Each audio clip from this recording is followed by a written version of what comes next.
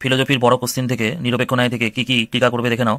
অবৈধ পক্ষদোষ, চতুষ্পদী দোষ, চতুষ্পদী দোষটা বেশি ইম্পর্টেন্ট, অবৈধ সাধ্য দোষ ইম্পর্টেন্ট, এবং নিরপেক্ষ ন্যায় মূর্তিগুলো দেখে রাখবে।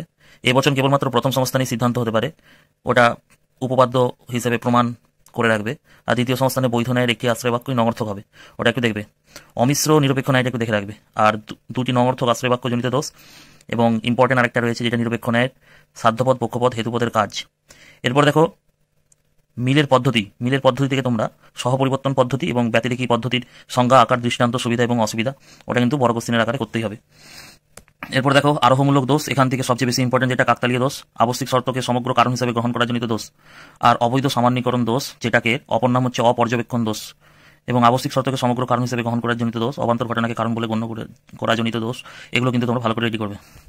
এরপরে দেখো বচনের অধ্যায় থেকে, বচন থেকে তোমরা বাক্য বচনের পার্থক্য, নিরপেক্ষ বচনের সংযোজকের কাজ কি, নিরপেক্ষ বচনের চতুর্বর্গ পরিকল্পনা বা গুণ পরিমাণের অনুসারে বা যুগ্ম ভিত্তিতে বচন কয় প্রকার কি, সম্বন্ধ অনুসারে বচন কয় প্রকার কি, নিরপেক্ষ বচন কি, সাপেক্ষ বচন কি, সাপেক্ষ বচনের প্রকারভেদ, আর ব্যাপ্যতা কি, 4 প্রকার যে ব্যাপ্যতা রয়েছে, কোন কোন পদ ব্যাপ্য হয় আর কোন কোন পদ অব্যাপ্য, সেটা উদাহরণ সহ আসে পরীক্ষায়।